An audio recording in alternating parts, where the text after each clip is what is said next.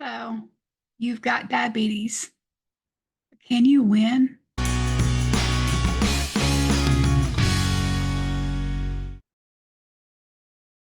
Good morning. My name is Susan, and welcome to my channel. If you are a returning subscriber, thank you so much for your subscription. So, have you been cleaning out your cabinets and refrigerator and pantries of all those carby and sugary snacks and foods? It's hard, isn't it? We're also very addicted to those things.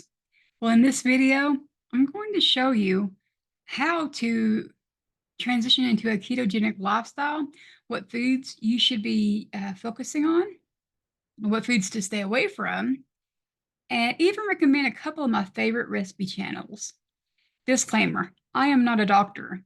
I am just sharing how I personally reversed my type 2 diabetes.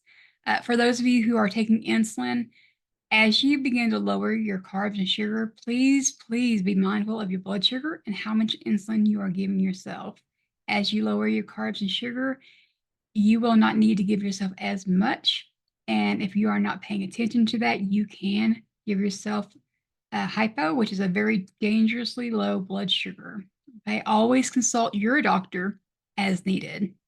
All right, well, with that out of the way, I'll begin with how we need to slowly transition into having a total carb count of 20 grams or less a day. Now, guys, if you are strong-willed, you can go on and get to work with it, okay? But the reason why I am recommending to slowly go into it is for two reasons. One, we need consistency. And because of the addiction that we have to carbs and sugar, if you jump right into it, you may not be able to remain consistent. You may keep going back to the carbs and the sugar because of the addiction, okay? If you're not consistent, you will not achieve control of your diabetes and or even reverse it. So while perfection would be great, right now we're just looking for something to keep us consistent with this, okay? All right. So number two would be when you're going from the standard American diet into a ketogenic lifestyle, your body is so used to all the carbs and sugar that when you start taking it away from your body, you may experience what is called keto flu. And what that simply is just, well, you have fatigue, body aches, just similar symptoms of the flu. My guys, if you're vomiting and having high fever, you don't have keto flu. You have the actual flu, okay? All right.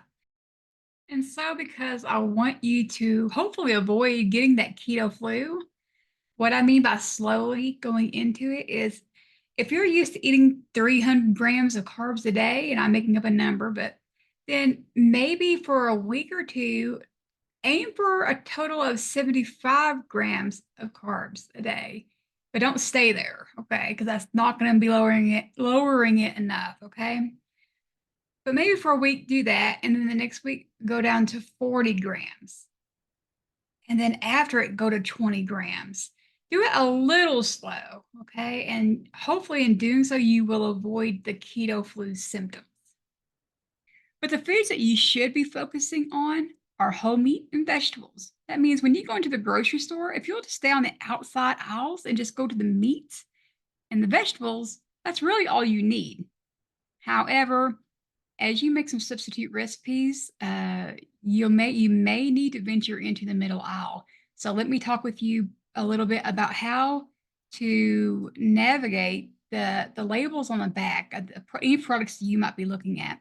So when you look at the back and you're reading that label, you're not only wanting to look at the nutrition label for how many carbs and sugar that this product has, but you want to pay close attention to the ingredient list, okay? If it has fructose in it, do not get the product. Fructose is a culprit of non-alcoholic fatty liver disease. You don't want that. Okay? Seed oils. If it has canola, vegetable, sunflower, saffron, I don't know how many different vegetable oil, or excuse me, seed oils there are out there. I probably can't name them all, but if it's any oil that's not avocado or olive oil, don't get it. Now, even olive oil, I'm not too sure about. There's so many marketing loops out there that I don't trust olive oil. I don't know which one is the actual real olive oil that's okay. versus the fake ones. So I don't even bother. But if you are more knowledgeable in that and know how to tell, go for it. Okay. All right. Number two, starchy vegetables.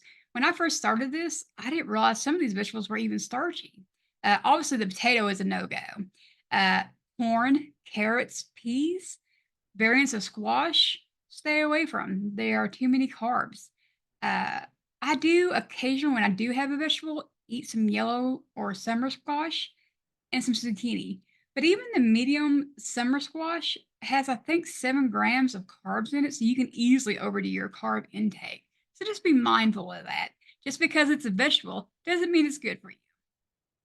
All right. And then three are more of the obvious things: sodas, no sodas, juices, smoothies, cakes, pies, candy, bread.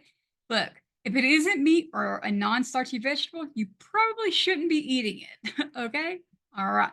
But hey, the substitute recipes. So as you're going through these aisles, you may notice some products that's labeled keto, or they may be toting, only this many net carbs, or look how much protein this has or how little sugar this has. If you look at the back, odds are the ingredient list is going to be horrible and it's going to have a lot of carbs in it. Okay. I don't recommend these products, they're not good for you.